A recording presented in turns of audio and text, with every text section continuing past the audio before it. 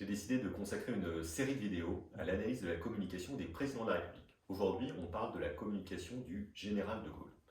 Alors, très difficile de parler de communication politique du général de Gaulle à une époque où la communication politique moderne n'existait pas, une époque où il n'y avait pas de spin doctor. Et pourtant, le général de Gaulle a certainement été, sans le savoir, un grand communicant politique.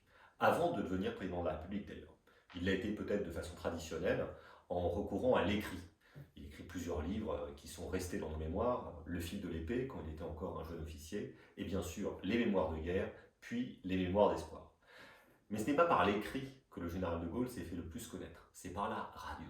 La radio, c'était le média de masse de la première partie du XXe siècle. Et c'est à travers la radio, à travers l'appel du 18 juin 1940, qu'il a fait résonner sa voix dans le monde entier. D'ailleurs, soit dit en passant, il y a peu de monde qui a entendu en direct l'appel du 18 juin.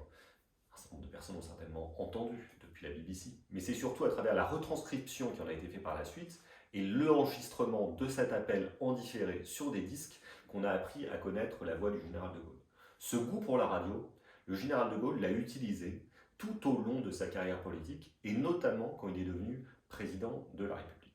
À ce goût pour la radio, il a ajouté par la suite son goût pour la télévision, qui n'était pas un outil avec lequel il était très à l'aise, parce qu'il préférait les discours classiques, les conférences de presse, mais il a appris à l'appréhender progressivement pour en devenir un bon utilisateur à la fin de son mandat qui s'est terminé en 1969.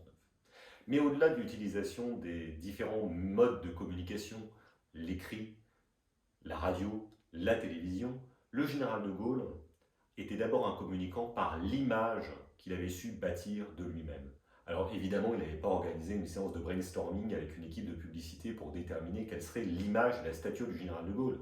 Tout cela venait de bien plus loin, d'une culture, d'une réflexion, d'une histoire, d'une psychologie personnelle, d'un rapport au pouvoir. Mais il a construit ce personnage du général de Gaulle qui était une translation de l'image qu'il avait de la France, cette certaine image de la France dont il parle dans l'ouverture des Mémoires de guerre. Et c'est ce personnage construit, écrit, radiodiffusé, télédiffusé, qui a fait du général de Gaulle un grand communicant, incarnant la figure du sauveur, qui est un mythe politique si cher aux Français. Et si aujourd'hui il est resté dans nos mémoires, c'est parce que justement il a su construire ce personnage et en faire une translation directe de la France.